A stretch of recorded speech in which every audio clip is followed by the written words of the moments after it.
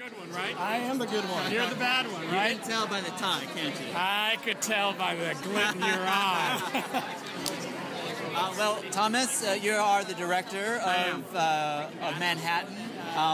Why did this project come to you? Why did you go to it?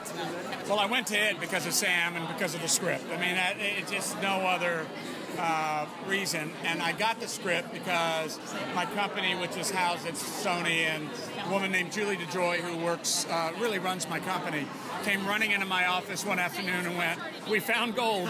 We found gold." And she dropped it on my desk. And I'm very picky about scripts, and I've been very fortunate to have found some really wonderful pieces that I got lucky enough to work on. And so, it was just, Julie was right. I read it that night. I called my agent, who happens to also be Sam's agent, and I said, let me just meet him.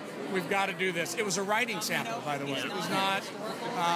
And then meeting Sam and getting why he wanted to write the show, which is equally as important to me. It's not one episode. Television is a living, breathing novel that you have to keep going. So if that person who starts it doesn't have a bigger story inside them, it doesn't quite work. And he had a bigger story inside him, and that was very exciting. Yeah, I hear that you are first generation. I am. Is this story personal for you? Well, it's not really personal. I mean, look, West Wing was personal to me that I was first generation. My dad was an amazing patriot who came here, fled Nazi Germany.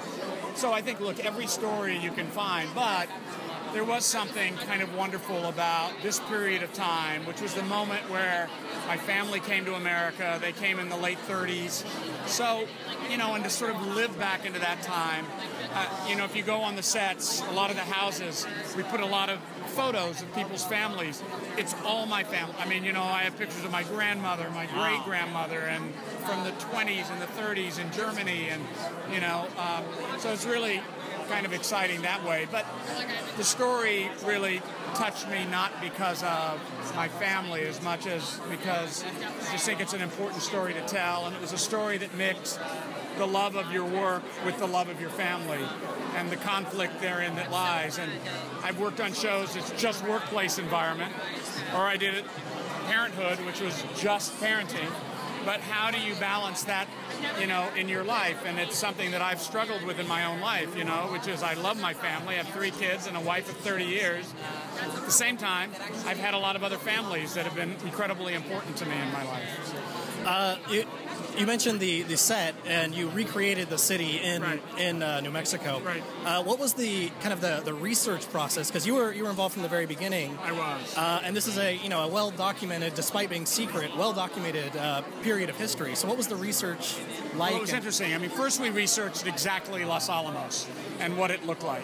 And I came to a creative decision early on that I can't recreate Los Alamos. I can't go, that was that building, that's exactly that building. They did it in that Paul Newman movie to a great degree. But I was much more interested in, after doing all the research, kind of going, what was Los Alamos really like? What did it feel like? And there were 2 things that I thought were really important to the recreation of it. One, it was a place where if you went in, you couldn't come out. Now, that's a weird concept. So it was a prisoner of war camp. It really was.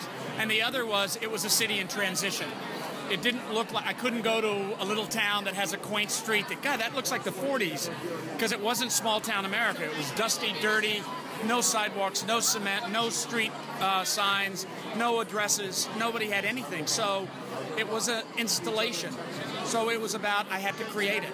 So that was the sort of bigger challenge of, I wanted to do that and make sure that at least the audience felt, when they're watching the show, that this doesn't feel like a little city in the 40s, or feel like, gee, that feels exactly like what I thought it would be. It emotionally, I think, reflects what that place is. We've had people come to the set. It's 12 acres. It's a very large installation, and we've had people come to the set who actually lived there when they were children. And a couple of the women were deeply emotional and said, look, because we did a lot of research. So there are color palettes that are the same, their cabinets are the same, but it's not meticulous in the sense that I was a slave to the way it actually looked, and I'm just trying to recreate what it looked like. It's really our Los Alamos as opposed to the real one. So. Well, thank you so much. We can't wait bet. to see the show.